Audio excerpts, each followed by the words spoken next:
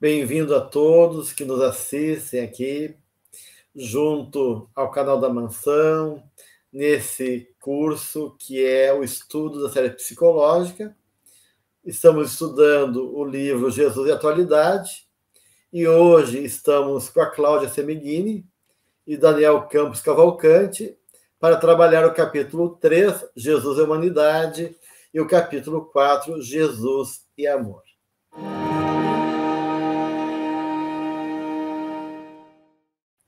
E damos as boas-vindas, então, ao Daniel e à Cláudia, que vão colaborar conosco, também fazem parte do Núcleo de Psicologia e Espiritismo da AMI Brasil. E eu começo provocando aqui, para a nossa reflexão, esse terceiro capítulo que Joana nos coloca, Jesus e Humanidade, aonde ela traz a lógica de Jesus. Jesus trazendo um novo conceito, uma nova dimensão do humano, e ele como modelo desse humano, esse modelo do homem integral. E aí ele coloca que Jesus veio trazer essa mensagem para que o homem pudesse se humanizar. Como é que você entende isso, né? Essa colocação de Joana, Jesus sendo a figura, o modelo, e para que a humanidade, que o homem possa se humanizar. Como é que você entende esse humanizar proposto por Joana a partir da figura do Cristo? A gente pensa nessa fala de Joana, para que pudéssemos humanizarmos-nos, né? E após deificarmos-nos, né? Então, a gente lembra muito essa evolução do instinto para a razão e da razão para a angelitude, né? Isso consta no Evangelho também, né? E essa humanização é possível porque o Mestre Jesus ele estava integrado, né? Então, essa integração dele, dos opostos, essa plenitude que ele já trazia íncita, porque tinha um self pleno, propiciava que ele nos oferecesse esse amor sublime, né? E é através desse amor que pudesse ir nos ensinando com os seus exemplos a deixarmos essa animalidade, esse animal dentro de nós, né? Então, todo o seu percurso, toda a sua história, todo o seu exemplo foi de trazer essa humanização, essa humanidade, tornar o homem humano. Na verdade, é isso, né? Tornar o homem humano. E nesse livro, a gente pensa assim, Jesus e a atualidade, a gente pensa...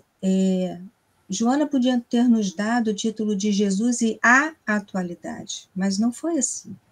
Ela nos deu o título de Jesus e a atualidade. Por quê? Porque é um status de atualidade nos ensinamentos do Mestre, justamente para que nós pudéssemos, com as suas palavras, com seus exemplos, nos tornarmos mais inteiros, mais plenos, mais humanos.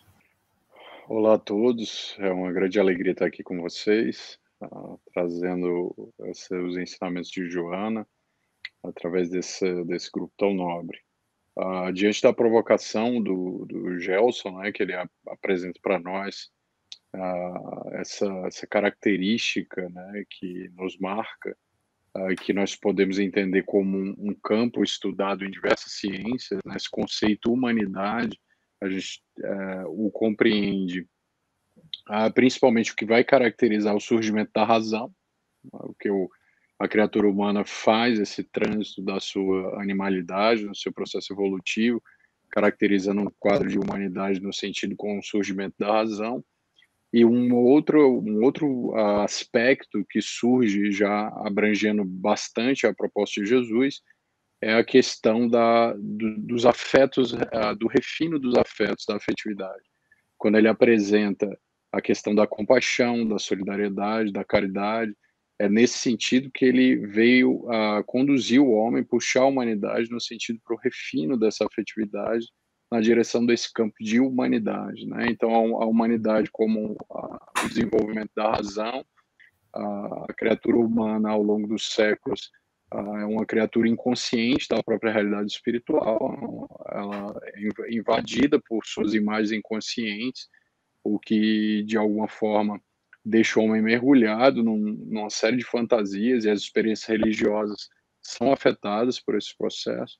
E a razão ou a racionalização, não no sentido de um mecanismo de defesa, mas da compreensão dessa realidade espiritual, vai quebrar essas projeções, em especial no campo dos afetos, e ampliando essa razão, e colocando o homem no desenvolvimento dessas virtudes tão nobres ensinadas por Jesus, o que ele chama, né, de humanidade, né? Então ela vem colocar que a criatura humana ainda não alcançou nem esse estado de humanidade, ou seja, desses afetos nobres que ainda precisam ser desenvolvidos, que é muito caracterizado ainda por uma instintividade de questões, de experiências muito fortes no campo da sensação, e que ainda vai precisar fazer essa viagem aí para o campo da solidariedade, da compaixão, da caridade, ou seja, do amor.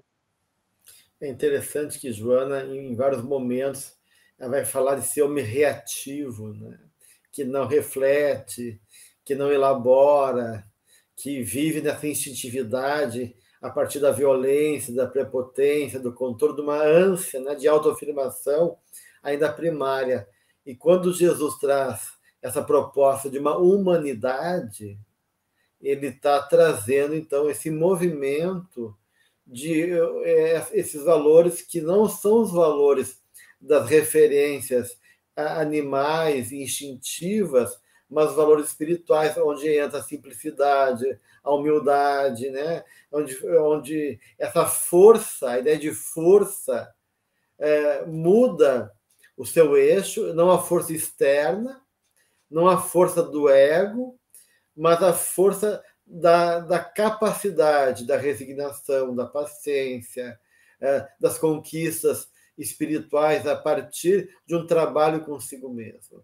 Então, essa humanização que Jesus nos traz, me parece que é muito realmente essa dimensão do espiritual, né? que, como diz a Cláudia, não é ainda do divino, mas já começa, né, esse convite para que no homem, através da sua humanidade, a gente encontra o início dos potenciais divinos que habitam a nossa essência, desse self que começa a tomar consciência, a despertar. E é um caminho longo, né? Nós vimos traçando esse caminho longo, né? Se Jesus voltasse hoje, como é que ele nos encontraria ainda neste caminho, né? De encontro com esse reino de Deus dentro de nós? Me parece que Jesus, né, Cláudia, ele representa essa síntese e, ao mesmo tempo, essa conquista, desse processo todo de conquista dessa caminhada evolutiva, né, que envolve todo um processo longo, mas Jesus é a síntese, é o alfa e o ômega, né, como a gente coloca, né? Ele é síntese e demonstra também como se dá esse processo. E a base disso, né, Joana coloca aqui no capítulo 3, o pilar, né, que constitui esse processo todo é o amor. O que eu acho bastante forte, né, no que ela coloca no capítulo, né, algo que toca quando ela traz essa imagem de Jesus, que é um contraponto, não só para a realidade da época, mas para a atualidade, como é o título da própria obra, né?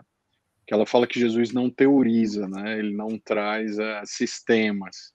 Ele é essa carta viva, prática da experiência, né? Ele não traz um sistema como alguém que descreve uma paisagem de um lugar que nunca foi, né? Então ele faz esse mergulho, né? Ele faz essa representação da deificação da criatura humana, mas ele faz isso no campo do sentimento, vivendo esse sentimento, né? E fazendo um convite à vivência desse sentimento. Nós vemos a todo tempo, né? Ele trazendo isso nos encontros, né? Nas parábolas, nas conversações, da importância desse mergulho e a conexão com a afetividade. Isso fazia um contraponto muito forte com as questões da época, né, da proposta, porque falava-se como tu falou, de uma consciência egóica que trazia uma dominação externa e que era totalmente contrária, né, à proposta afetiva de algo divino no sentido do amor, da completude, né, a deificação da criatura humana era uma persona, uma máscara, né, e que a gente encontra essa experiência religiosa até hoje, né, e que você era adorado e temido, né, e a própria experiência divina, né, se dava muito pelo medo.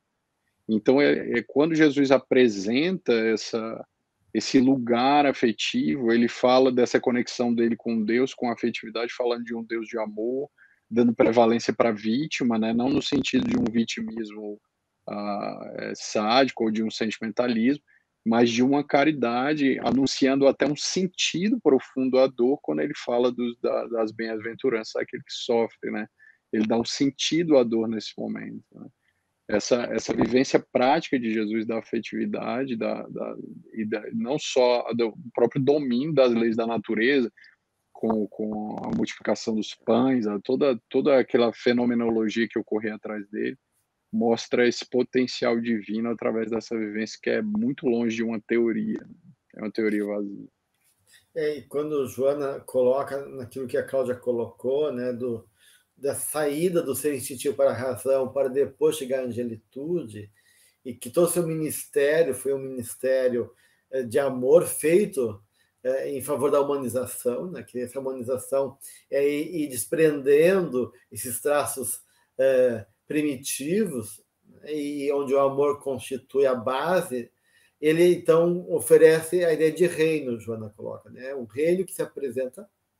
E essa ideia de reino me parece interessante aqui, lendo o capítulo 3, porque nos dá uma ideia, junto com a ideia do amor, de pertencimento, né? Que a humanidade como uma família, onde todos nós somos irmãos, integrados dentro dessa mesma lei de cooperação e solidariedade que é o amor. Então, me parece que de uma certa maneira, é uma consciência não só de humanidade como indivíduo, mas humanidade, então, enquanto família, né? Enquanto caminhada conjunta também, porque esse processo não se faz sozinho. Não há individuação sem relação. Então, Jesus é o próprio elemento relacional, mediador, que convoca todos a partilhar esse pão espiritual que ele nos traz, no exercício dessa caminhada cooperativa em favor dessa humanidade. E ela diz, Joana de Ângeles, que Jesus na humanidade significa a luz que aquece e clareia. Então, a gente tem nessa ideia de luz, né, tanto a claridade da luz, trazendo essa consciência, esse despertar, como também a ideia de calor, né, que nutre, que dá vida, que sustenta. Acho muito bonita essa imagem que Joana nos traz.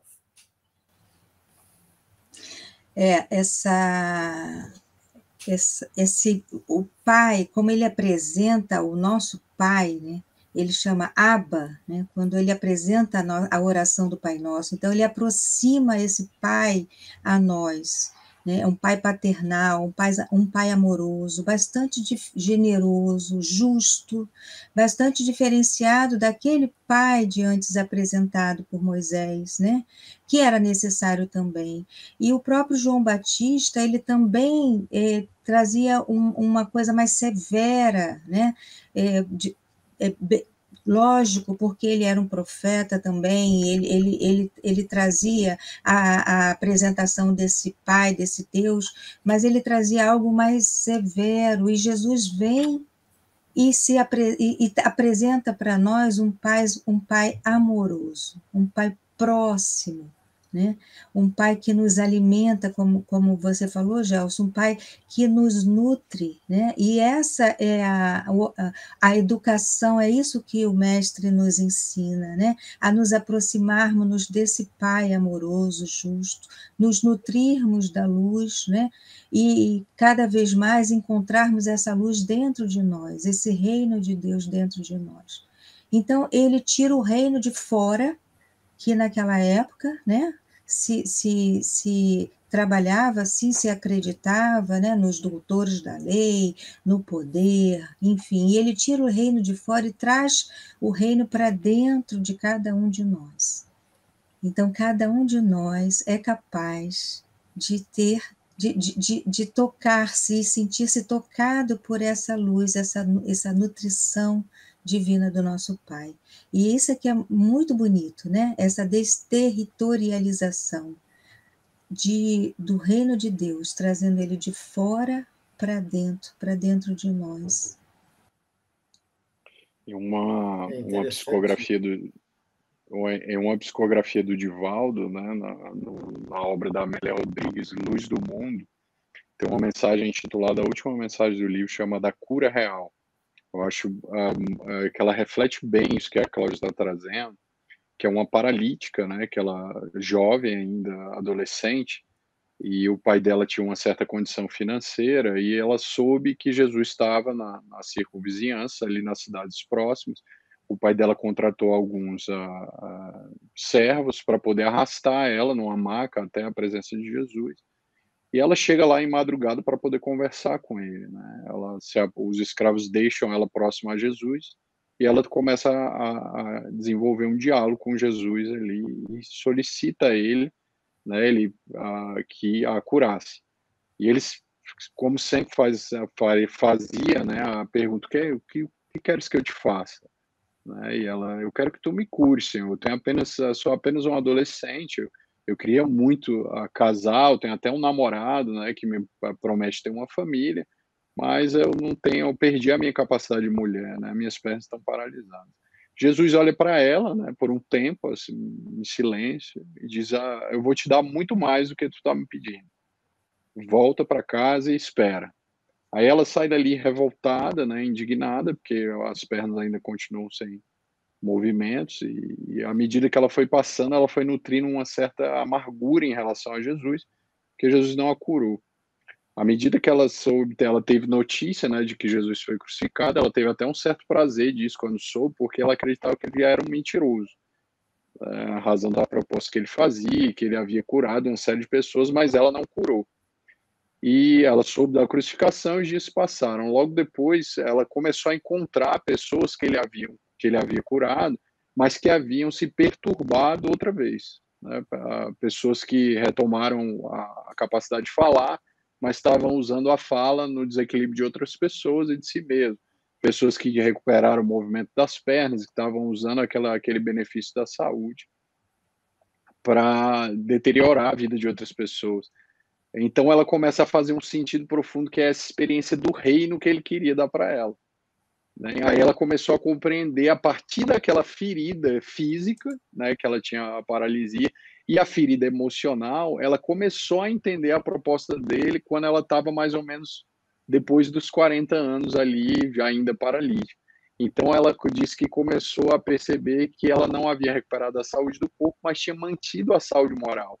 E que talvez, se ela tivesse sido entregue à saúde novamente, ela poderia ter sido dominada pela própria sombra e caminhado na direção dos impulsos desgovernados dela.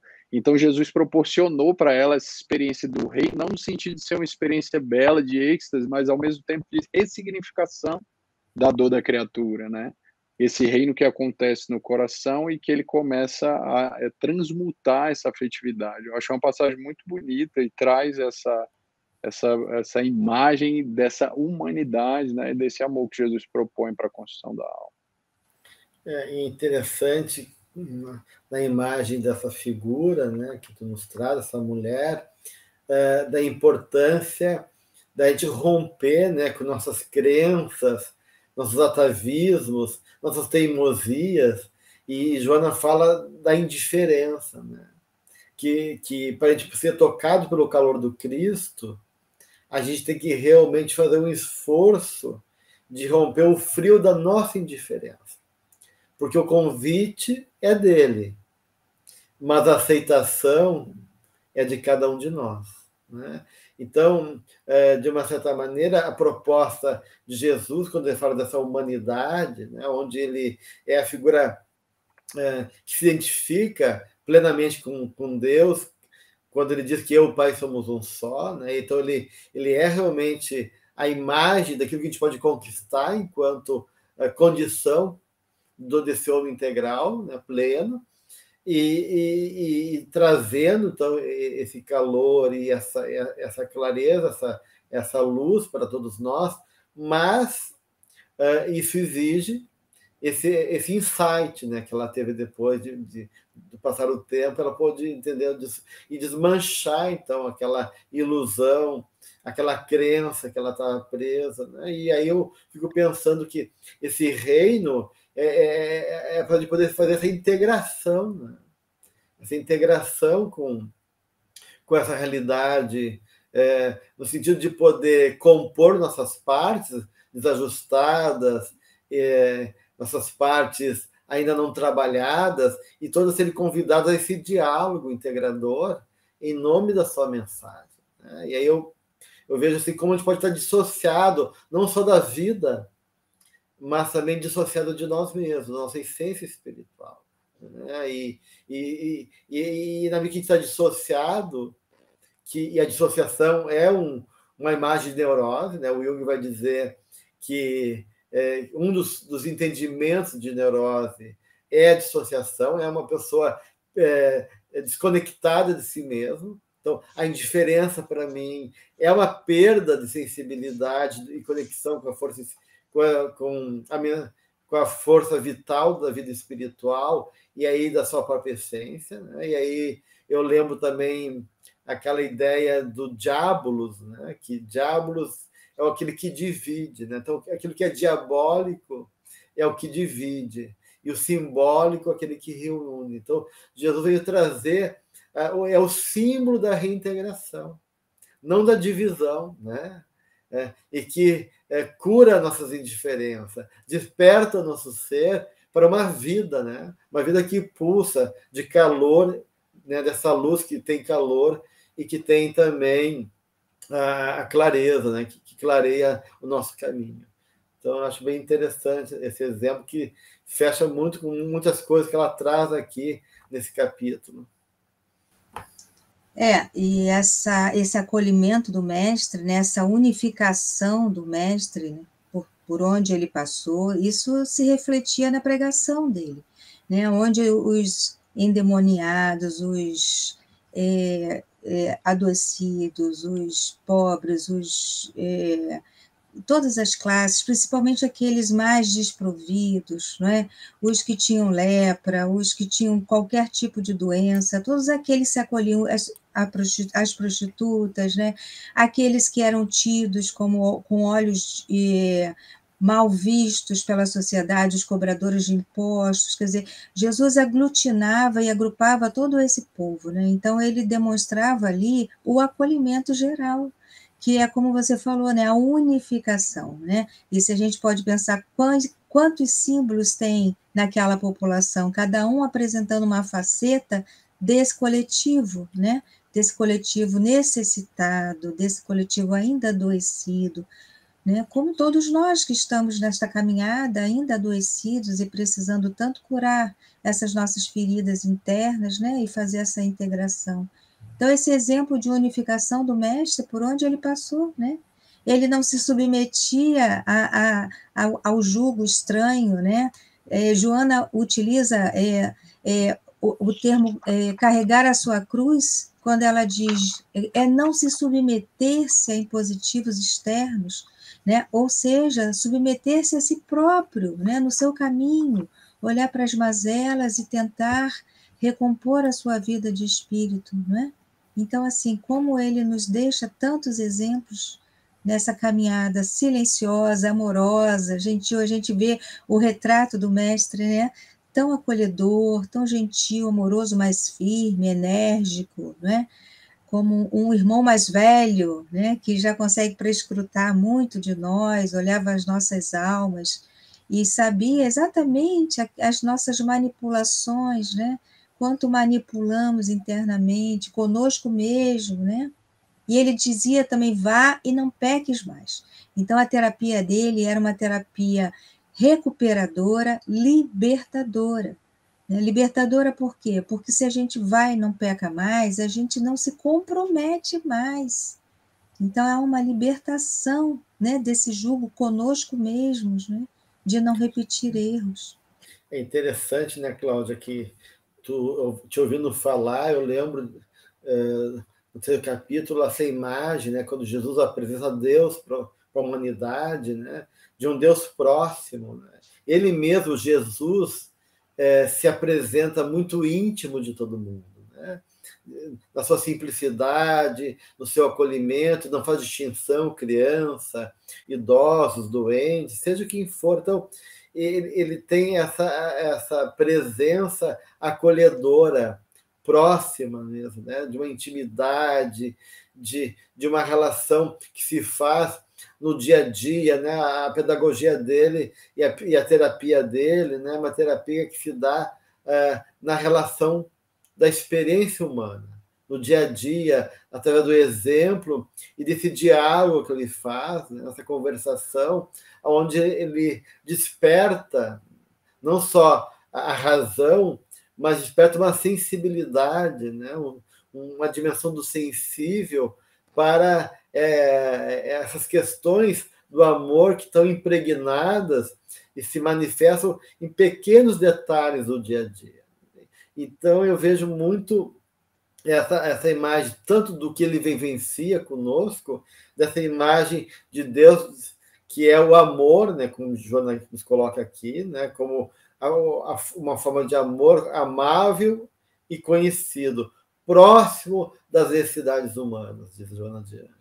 Então, o homem não está mais distante de Deus, ou tem que fazer sacrifícios de ordem material externa, mas é um Deus que está aqui, né, convivendo, interagindo, na sua dimensão transcendente e imanente, nos convidando a reconhecer também em nós essas possibilidades para vivenciar essa dimensão que é a própria figura de Cristo, como paradigma desse homem humano, do homem humanizado, do homem planificado, dessa inteireza do ser que Jesus representa para todos nós.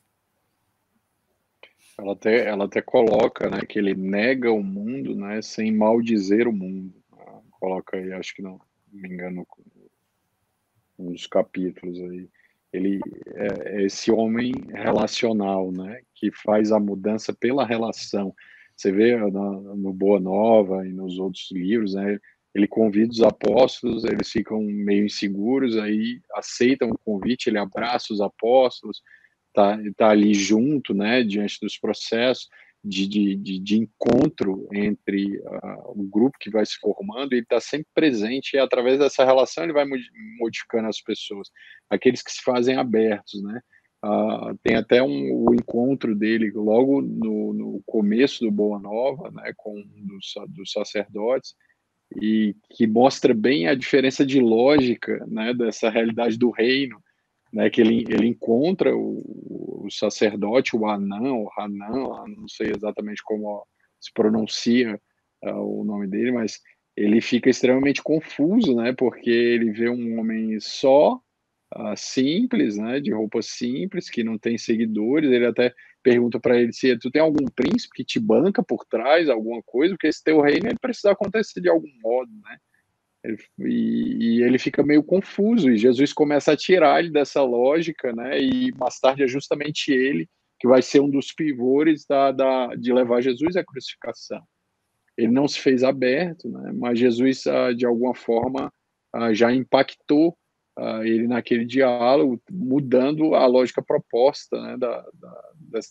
Dessa imagem do divino, que quando Jesus traz a imagem de Deus, é o oposto da imagem dos líderes deificados, de uma falsa deificação do momento, e como é hoje, é um Deus, é um ser divino distante, que não se conecta, que não se relaciona, que deve ser adorado, temido, né, e que se coloca distante.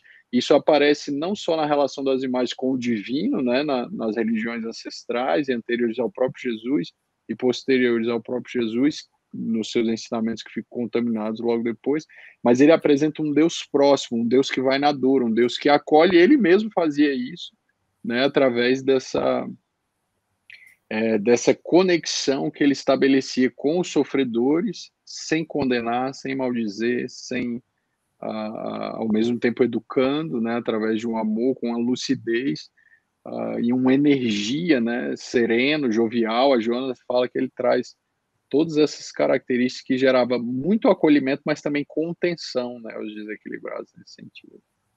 É interessante que nesse encontro com Hanan, né, quando Hanan pergunta quem é ele, que ele quer, que ele está ali fazendo, né, ele diz que está ali para promover o reino de Deus, e aí Jesus realmente mostra o amor dele para a humanidade e que ele não está escolhendo ninguém, não tem preferência, né?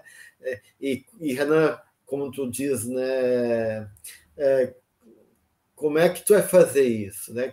Como é que tu vai levar avante essa tarefa tão difícil assim, né? Tu conhece algum príncipe, algum homem ilustre, né? Como o Daniel falou, e aí Jesus coloca, né, que ele vai ter companheiros que vão chegar de todas as partes, né? De todos os lugares, responde, né, o mestre. E Hanan desdenha isso, puxa, e chama o povo, né, de pessoas ignorantes. Os ignorantes e tolos realmente estão em toda parte, ele diz assim para Jesus, né? Então, o teu reino, o teu material de edificação é apenas lama, ele desqualifica, né? Apenas lama. Como é que tu pode realizar uma obra divina, né, a partir da lama? E aí Jesus falou assim, ó, que mais do que fazer uma estátua perfeita de lama, ele diz que nenhum mármore mais puro, que existe mais puro ou mais formoso,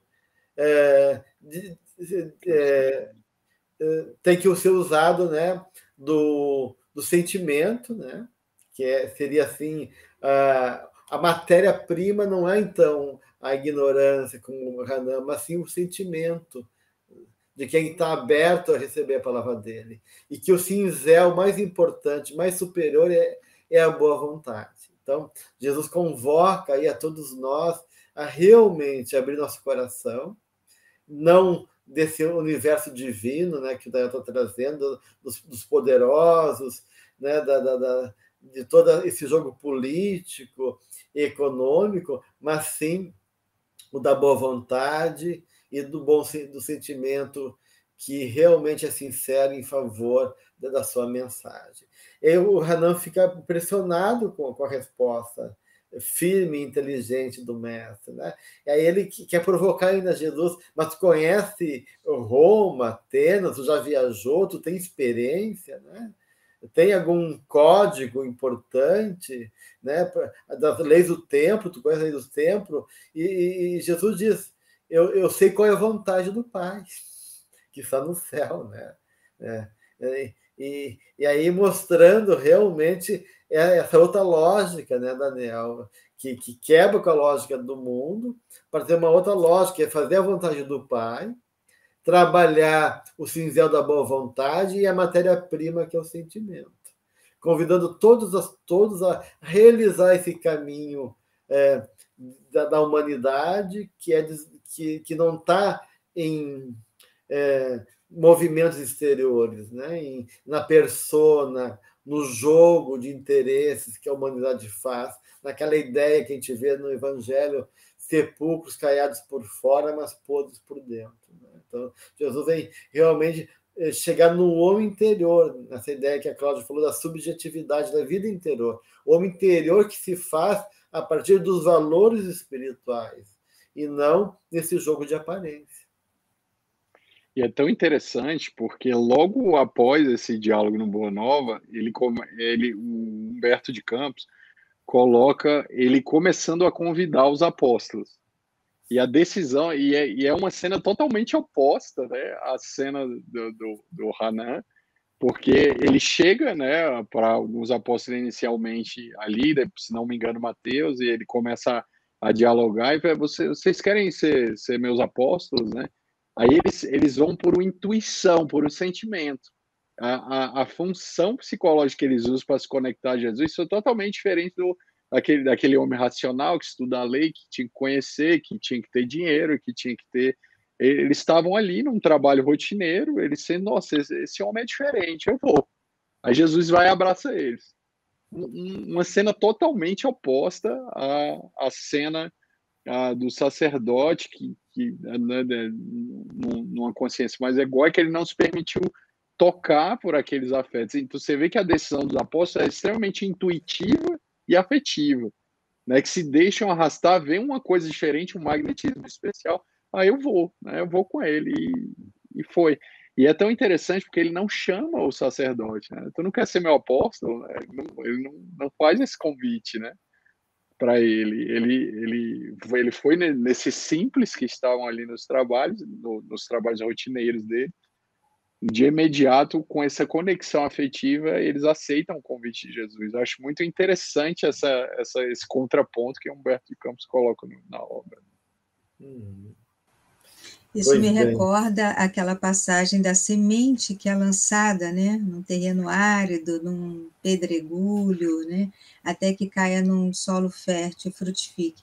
Jesus sabia, né, onde ele estava indo, que aqueles apóstolos ali estavam preparados, né, já estavam com esse solo fértil, pronto para receber a boa nova do mestre, né, e seguir com ele, né.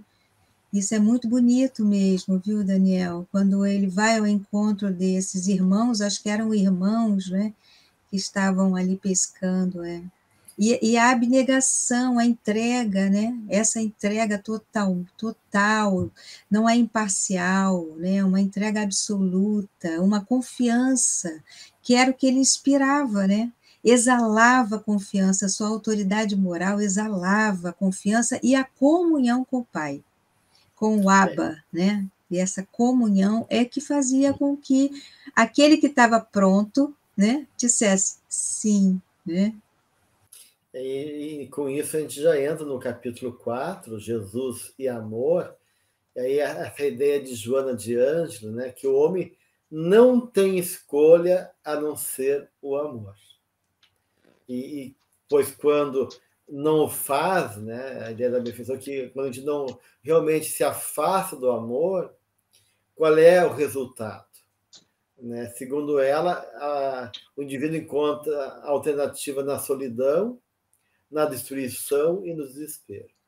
Então, Jesus vem trazer essa mensagem que a gente falava antes, que no amor a gente vai romper, então, com essa cisão, né? Essa cisão neurótica, diabólica, né? O homem dividido, né? O homem partido, em conflito, desorientado, confuso, para que o amor redima, né? Redima uma proposta de viver para o amor, para viver em serviço do amor, e para viver no amor e com amor. Né? E aí, no capítulo 4, ele enuncia, então, que toda a vida de Jesus foi um processo de desenvolvimento, né? Se desenvolveu num plano de integração profunda com a consciência divina. Então, é um caminho, né? Eu sou o caminho, a verdade para a vida eterna, né? Para essa consciência divina. E aí, realmente tem, ao mesmo tempo que tem esse movimento de tocar as almas simples a partir do coração, tem todo o combate com a sombra coletiva. E no capítulo 4 ela vai trazer realmente que, se por um lado Jesus transmitia confiança, justamente por esse caráter, né, que Cláudia nos coloca, né, da transparência diamantina, da nobreza, né, do Cristo, né, do seu caráter assim pleno, consistente, que gera, né, um ar de paz, de confiança, de segurança, ao mesmo tempo ele não submetia, como disse, né, o Daniel, ao jogo dessa coletividade pelas injunções vigentes, né, pelo jogo das aparências, pela violência, pelo conservadorismo hipócrita, né, e pela essa legislação de interesses que ainda existe atualmente, né? Então, de uma maneira,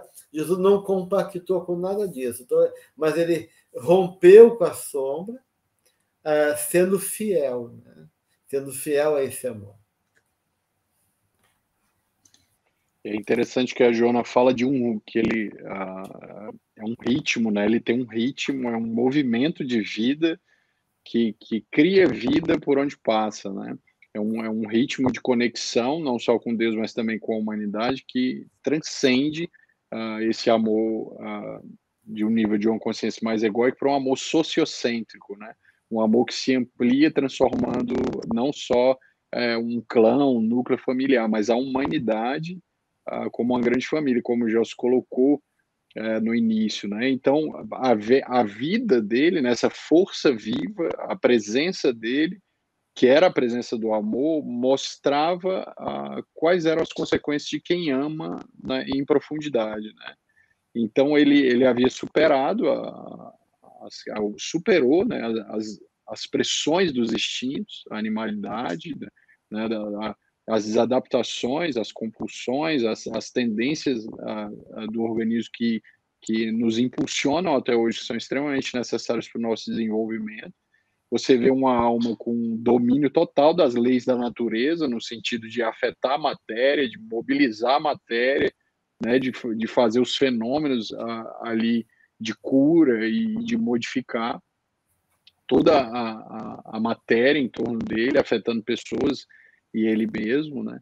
E a gente vê ele num ritmo, né, que não se contamina por essa sombra coletiva, ao mesmo tempo que ele, não se contaminando com isso, ele conseguia não adoecer, né? Ele não adoecia nem psicologicamente e nem fisicamente, né?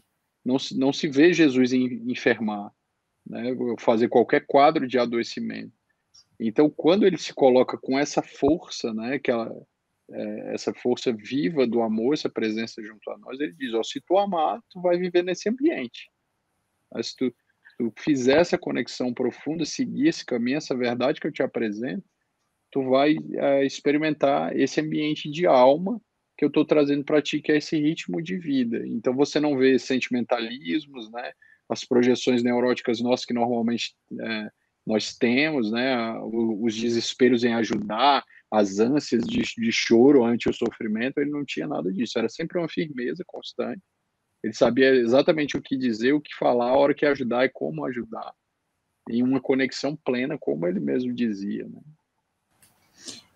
Eu fico pensando que o que nós estamos falando aí, que Jesus se identificava com esse humano, né? Que Joana diz que ele chorou, e ela diz chorar, ela diz assim, compadecer-se, né? Estar com o sofrimento do humano, mas ele não ele se diferenciava, ele identificava-se com esse humano, né? Mas ele se diferenciava. Então, é isso que você diz, Daniel, que ele não se afetava com a sombra do humano, mas ele identificava-se, tinha compaixão com esse lado, né? Eu acho que isso é bem importante, Cláudia, porque realmente em todos esses momentos do Cristo conosco, né, com a sua trajetória aqui junto à humanidade, ele está mostrando as várias dimensões do amor. Então, quando fala desse Jesus que chora, né, sobre Jerusalém, né, triste com a humanidade, porque está sensível, ele está vivendo conosco a nossa dor, né? Ele, apesar de ser um espírito iluminado, que percebe, né, e que está muito acima da nossa pequenez, da nossa limitação, ele está comprometido conosco, né? E vivendo, pagando o preço com a gente, pagando o preço disso aqui, e fazendo esse esforço, né, nessa dimensão, então, amorosa, que envolve esse compromisso, essa dimensão do servir, né, a Deus, né, do servir e para transformar, né, e desse convite pela solidariedade, como Joana diz, né, que por amor ele elegeu o samaritano desprezado para fazer um símbolo de solidariedade, trazendo essa relação conosco e esses ensinamentos como parte desse mistério do amor, né? E mistério vem de mistério que não pode ser dito, né? A gente não consegue traduzir, né?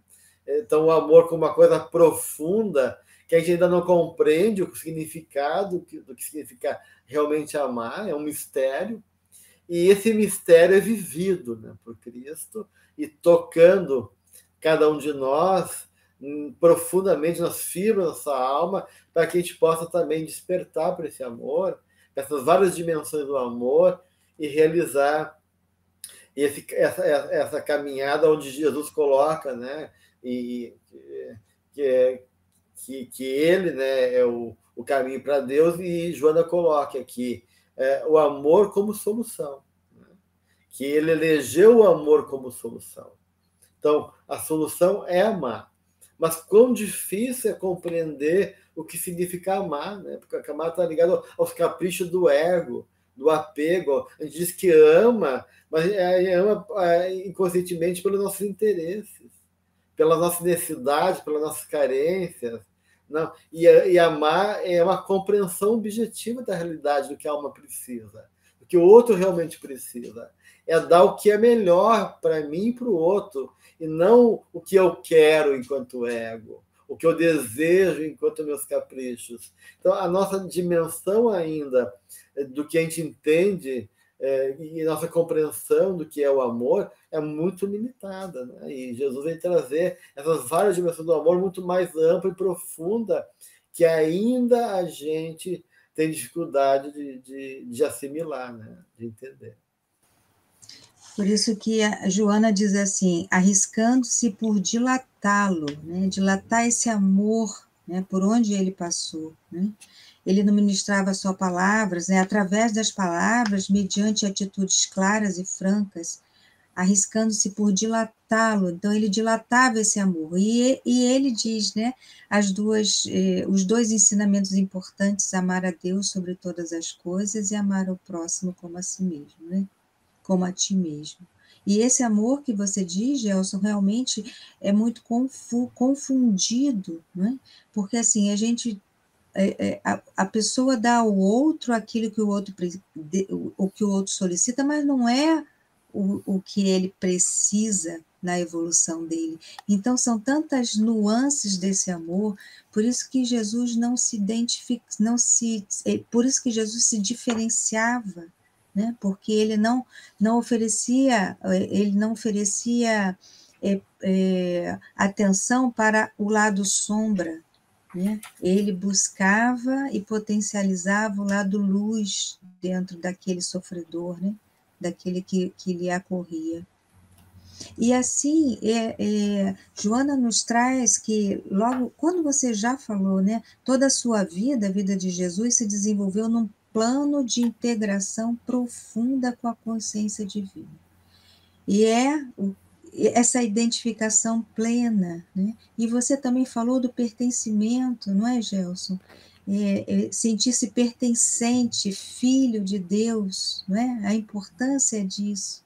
E quando Joana diz desenvolveu-se num plano, havia um programa, e ele não se distanciou do programa não reencarnatório, porque ele não, né? Mas do programa pelo qual ele veio aqui, né? Aqui veio, né? E esse é um chamado forte para nós, né?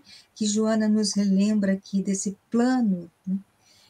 Um plano adredemente construído e que ele seguiu à risca, ele não se distanciou, ele não se desviou desse plano. E é uma lição para nós, é mais uma lição que o Mestre nos deixa, né? De nós não nos afastarmos deste plano nosso, né?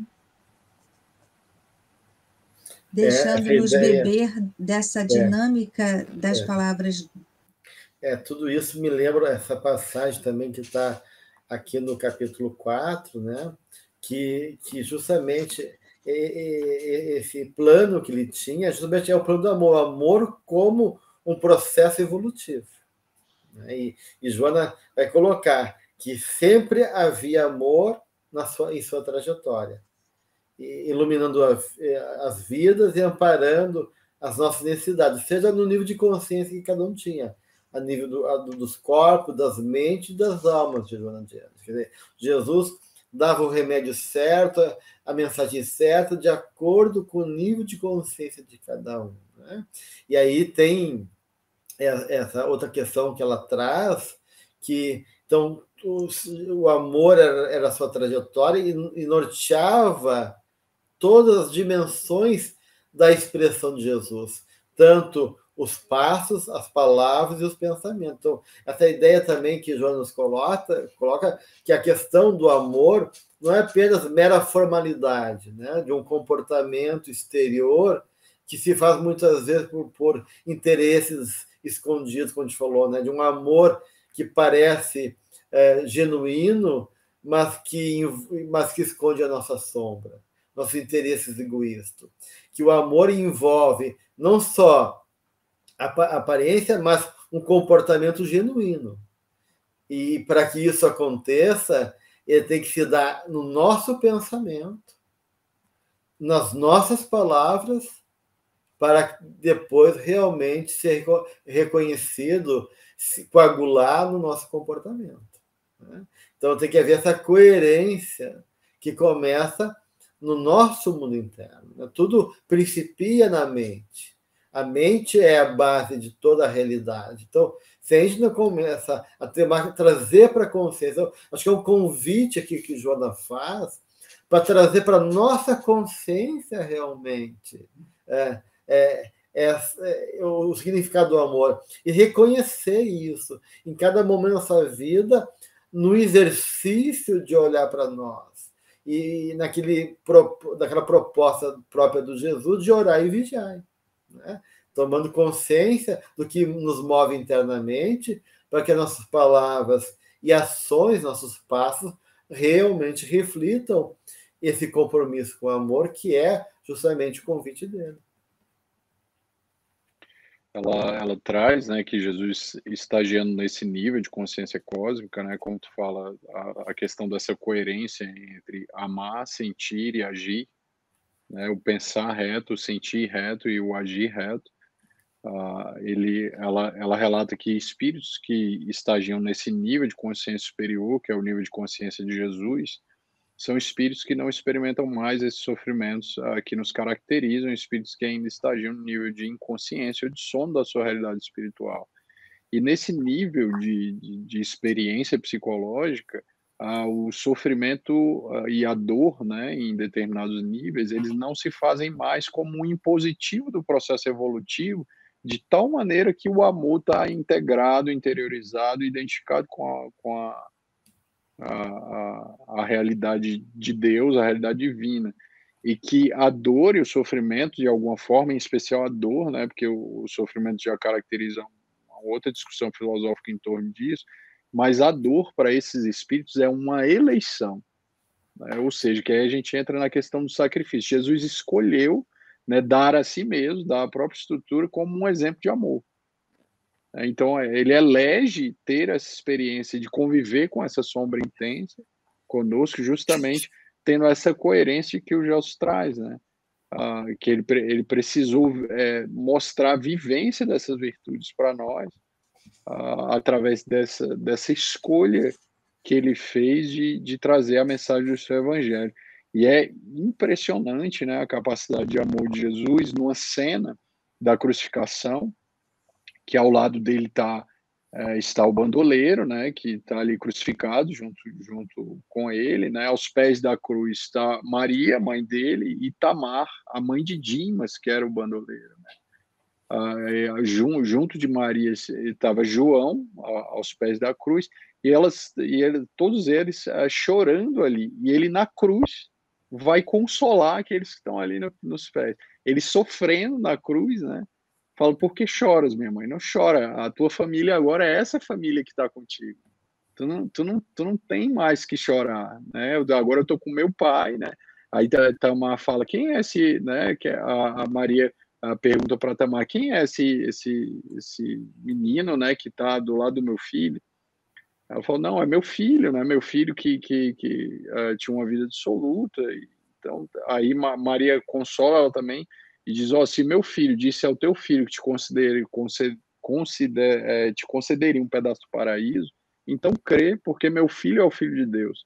Então, nesse momento que ele, na cruz, quando ele consola essa família que está ali embaixo, que inclusive é a própria família dele, mostra essa inversão da magnitude do amor que ele trazia, né?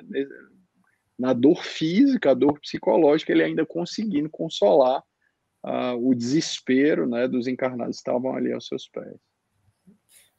Eu queria, antes de a gente terminar, está já indo para o nosso final, trazer algumas ideias do André Comte Sponville, que me lembrei agora, a partir da fala do Daniel e do material que João nos apresenta, que justamente ele tem um capítulo num livro, o Pequeno Tratado das Grandes Virtudes, e tem um capítulo sobre o amor, né? Onde ele faz a diferença entre o dever e o amor, que o dever é uma coerção e a virtude uma libertação, porque para o Sponville o amor é a realização de todas as virtudes, né? E ele lembra Kant, né, que diz assim que o que fazemos por coerção não fazemos por amor, né? Porque o amor não precisa ser coagido. O amor é espontâneo, o amor é verdadeiro, o amor é pleno. Então, enquanto o dever, né, que começa pela polidez, é um simulacro da virtude, a gente pensa que é virtuoso, mas não é. Então, a gente está no movimento do dever fazer, do dever ser, porque a gente não é virtuoso ainda. Quando ele chega na virtude, a gente pensa que ama, mas a virtude ainda é o simulacro do amor, né? Então, a gente é virtuoso porque ainda a gente não chegou no amor. Então, porque o amor supera tudo isso, né? Supera tudo isso. O amor vem antes de qualquer coisa, né? O amor, diz o Sponville, vem antes da moral. A moral exige, ela se constrói, se exige a moral, ela é necessária a moral, justamente porque não tem amor.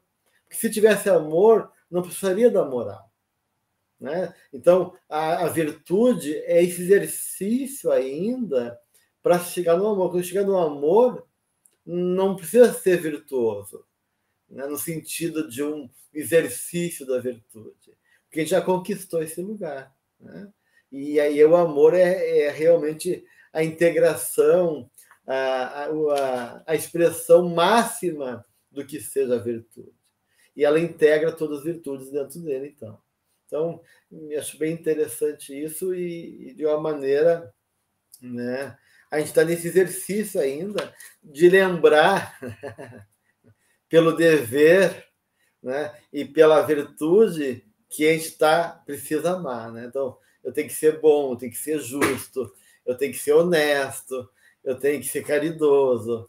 Então, esse ter que ser é porque ainda nos falta essa capacidade, mas que no esforço que cada um, todos nós vamos atingir, de chegar nesse lugar que Jesus chegou, né, e nos mostrou o caminho, que é dessa excelência do amor em nossas vidas, como condição dessa humanidade, né, como condição da realização dessa humanidade em nós. Alguém quer trazer mais alguma coisa antes de encerrar, então, esse momento de estudo dos capítulos 3 e 4? Eu queria trazer uma curiosidade, né? Porque nesse capítulo 4 não tem as orientações da Joana. Todos os capítulos desse livro contêm, mas o capítulo do amor, né, que fala do mestre, não coube orientações, né, da benfeitora, ele é a própria orientação. Uhum. E eu queria também trazer só detalhe, quando Daniel fala da saúde, Jesus não adoeceu, não é? Porque ele estava pleno, estava inteiro, uno, unificado com o Pai, né? E aí eu lembro de umas palavras da benfeitora no livro, no capítulo, desculpe, no volume 5, Ser Consciente, onde ela diz: a saúde não suporta duplicidade. Então, não podemos ser dentro uma coisa e fora outra, né? E essa busca que você falou, Gelson, de ter que isso, ter que aquilo outro, ainda revela uma distonia, né? Entre o que é o nosso cerne precisa ser e como o homem se revela, né? Para o exterior. Então, a necessidade da gente unificar isso, né? Porque a saúde não suporta e o humano acaba adoecendo, né? Nós somos um ser em conflito ainda, né, Cláudia? Dessa ideia que a gente falava agora há pouco da dissociação, né? Do diabolos, que é aquele que divide. Então, essa ideia que a saúde não suporta essa duplicidade, né? Essas contradições ainda dentro de nós, e porque a doença é fruto ainda desse caminho não realizado, né? Esse caminho a ser realizado, e nos chamando a atenção para os pontos necessários em favor justamente dos ajustes e dos desafios em benefício dessa plenitude que é a nossa meta final. Muito bem lembrado esse material aí da Joana.